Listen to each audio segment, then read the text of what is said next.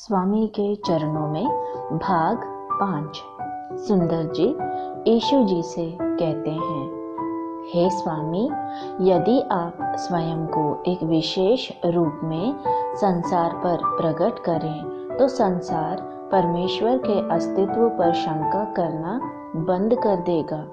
सभी आपके ईश्वरत्व को मानेंगे और धार्मिकता के मार्ग में प्रवेश करेंगे। यीशु जी कहते हैं, मेरे पुत्र, मैं सभी मनुष्यों की अंतर्दशा को भली भांति जानता हूँ और प्रत्येक हृदय की आवश्यकता के अनुसार स्वयं को प्रकट भी करता हूँ और मनुष्यों को धार्मिकता के मार्ग पर लाने के लिए मेरे प्रगटीकरण से बेहतर मार्ग नहीं है। मनुष्यों के लिए मैं मनुष्य बना ताकि वे परमेश्वर को जाने।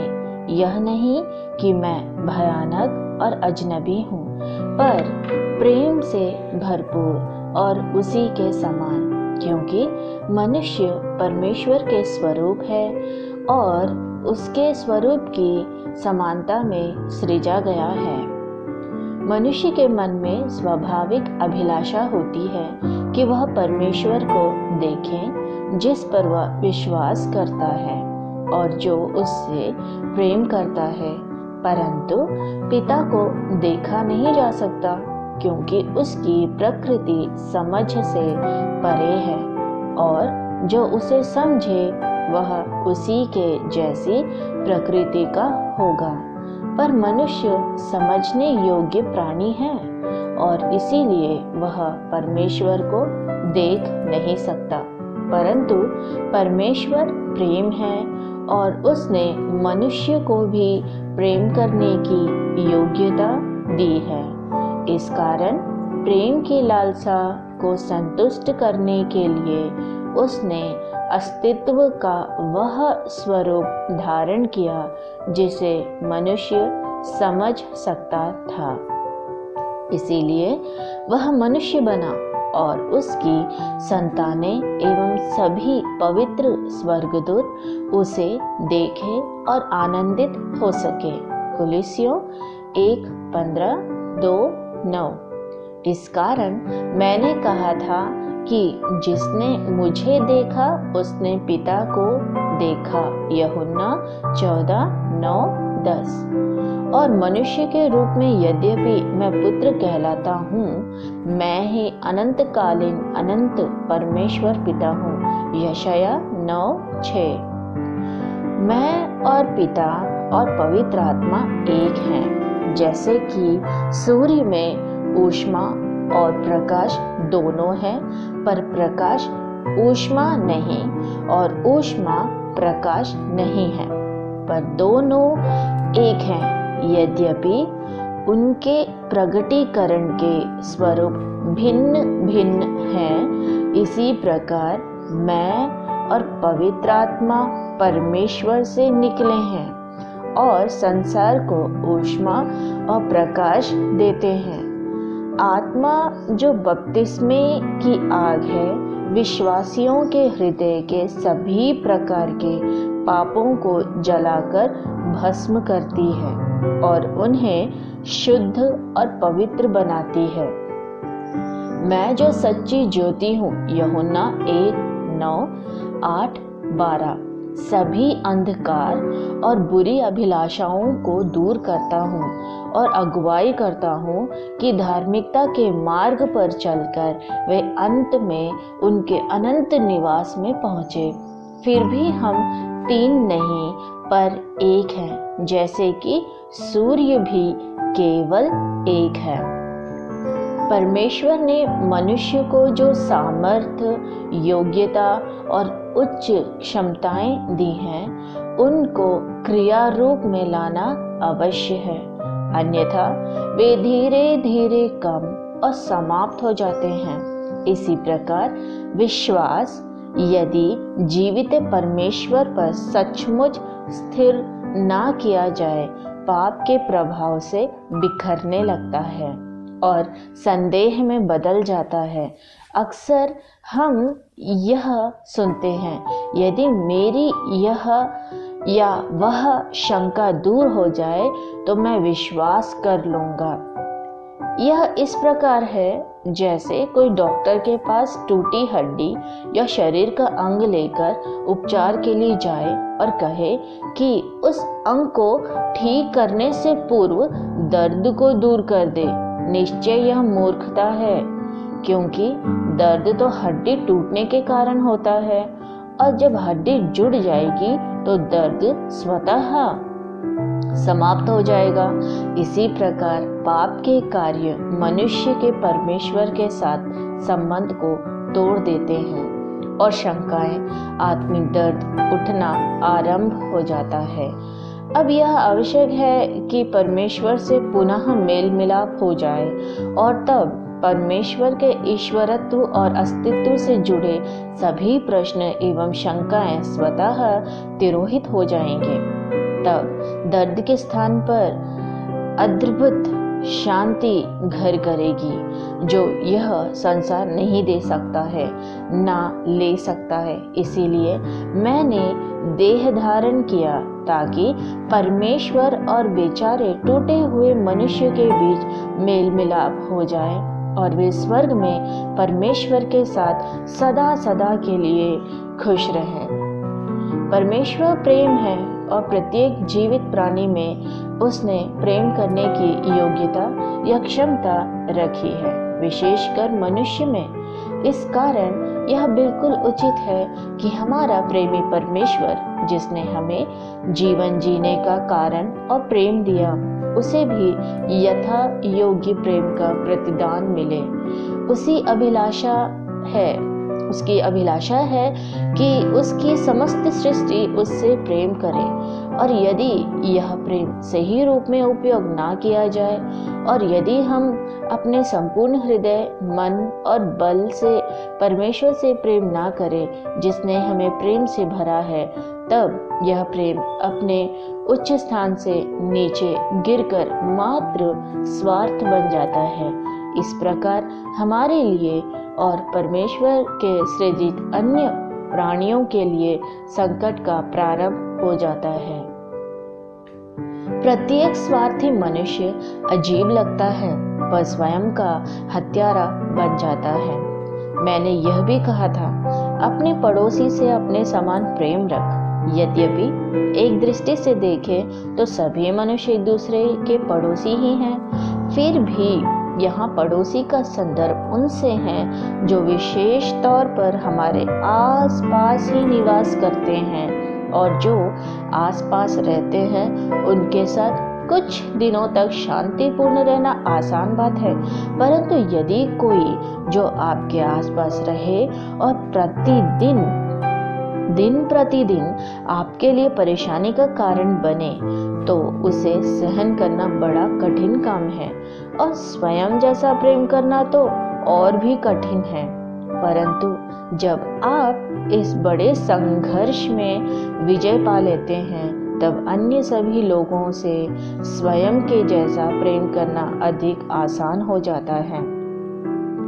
जब मनुष्य अपने पूरे हृदय, मन और आत्मा के साथ परमेश्वर से और अपने पड़ोसियों से अपने जैसा प्रेम करते हैं, तब शंका या संदेह के लिए स्थान नहीं बचता, पर उसमें परमेश्वर का राज्य स्थापित हो जाता, जिसका कोई अंत नहीं, और वह प्रेम की आग में पिघलकर और रूप बदलकर अपने स्वर्गीय पिता के स्वरूप की समानता में बदलता जाता है, उसकी समानता में जिसने सर्वप्रथम उसे अपने स्वरूप में सृजा था।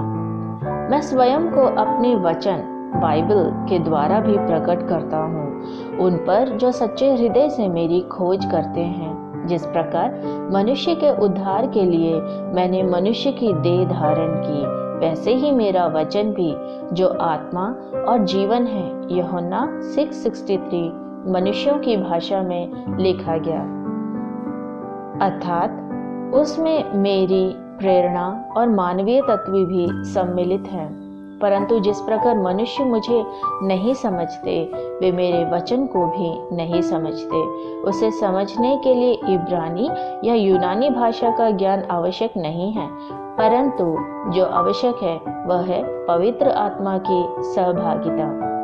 और जिन भविष्यवक्ताओं और प्रेरितों ने उसे लिखा था, उनमें वह पवित्र आत्मा निवास करता था। निसंदेह इस वचन की भाषा आत्मिक है, और जो आत्मा से जन्मा है केवल वही उसे पूरी तौर पर समझ सकता है।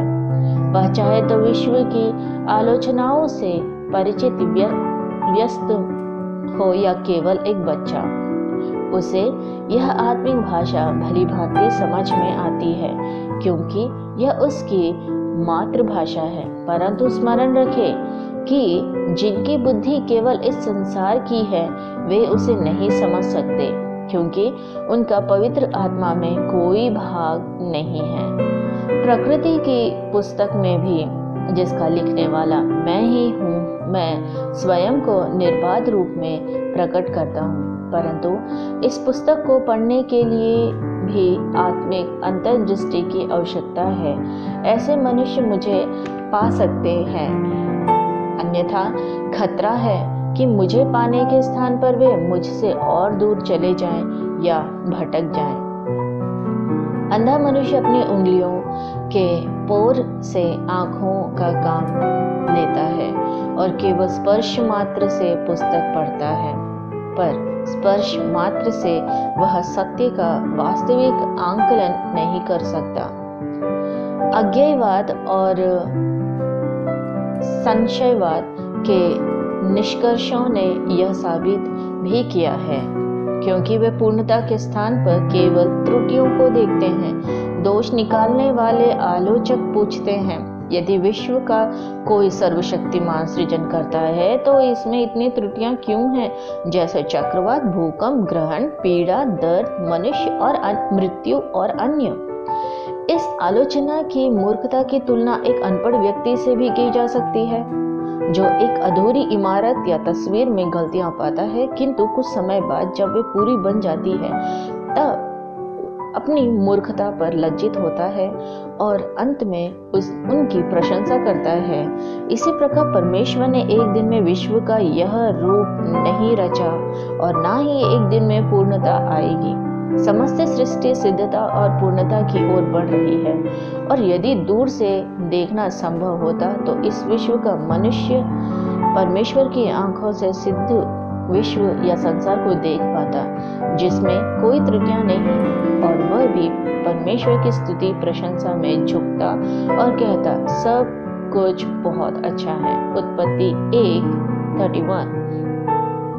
मानव का आत्मा देह में इस प्रकार निवास करता है, ठीक वैसे जैसे मुर्गी का चूजा अंडे के खोल में रहता है। यदि यह संभव हो कि उसे बताया जाए कि बाहर एक दूर दूर तक फैली विशाल दुनिया है, जिसमें सभी प्रकार के फल और फूल हैं, नदियां और बड़े बड़े पर्वत हैं, और उसकी माँ भी वहाँ है, और वह यह सब देख सकता है, जब वह खोल से बाहर आए, इसे समझे और विश्वास करे। यहाँ तक कि यदि कोई कहे कि तुम्हारे पंख और आंखें हैं, अब उपयोग के लिए तैयार भी हैं, और वह देख पाएगा और उड़ेगा, वह इन बातों पर विश्वास नहीं करेगा, और जब तक वह बाहर ना आए उसे कोई सबूत देना भी संभव नहीं होगा। इसी प्रकार बहुत से लोग भविष्य के जीवन के प्रति अनिश्चित रहते हैं, और परमेश्वर के अस्तित्व के प्रति भी, क्योंकि वे इस देह रूपी खोल से बाहर नहीं देख पाते, और उनके विचार नाजुक डैनों के समान उन्हें मस्तिष्क के संकरे कक्ष से बाहर लेकर नहीं जा पाते। उनकी निर्बल आंखें उस अनंत और अक्षय खजाने को खोज नहीं पाती हैं, जो परमेश्वर ने उससे प्रेम करने वालों के लिए तैयार किया है। यशायाह 64:4, 65:17। इन अनंत जीवन को प्राप्त करने की शर्त यह है कि जब हम इस देह में हैं, हमें विश्वास पूर्वक पवित्र आत्मा से जीवन देने वाली वह ऊष्मा प्राप्त कर लेना चाहिए, जो चूजा अपनी माँ से पाता है, अन्यथा मृत्यु और अनंतकालीन नुकसान का खतरा बना रहता है। पुनः बहुत से लोग कहते हैं कि वह बात या जीवन जिसका एक आरंभ है अवश्य है उसका अंत भी हो। यह सच नहीं है। क्या वह सर्वशक्तिमान जो अपनी इच्छा से कुछ नहीं में से कुछ का सृजन कर सकता है, क्या अपने वचन के सामर्थ्य से जो उसने सृजा है उसे अमरत्व प्रदान नहीं कर सकता? यदि नहीं तो वह सर्वशक्तिमान ही नहीं हो सकता। इस संसार में जीवन क्षय और विनाश के अधीन लगता है, क्योंकि वह उन बातों के अधीन है जो स्वयं में परिवर्तन और क्षय के अधीन है। परंतु यदि यह जीवन उन परिवर्तनशील और नाश होने वाले प्रभावों से मुक्त किया जा सकता है और अनंत एवं अपरिवर्तनशील परमेश्वर की देखभाल के अधीन लाया जा सकता है, जो अनंतकालीन जीवन का सोता और स्रोत है, वह मृत्यु के चुंगल से छूट जाएगा और अनंत जीवन प्राप्त करेगा। उनके लिए जो मुझ परमेश्वर पर विश्वास करते हैं, मैं उन्हें अनंत जीवन देता हूँ और वे कभी नाश ना होंगे और कोई उन्हें मेरे हाथ से छीन नहीं सकता। यूहन्ना 10:28।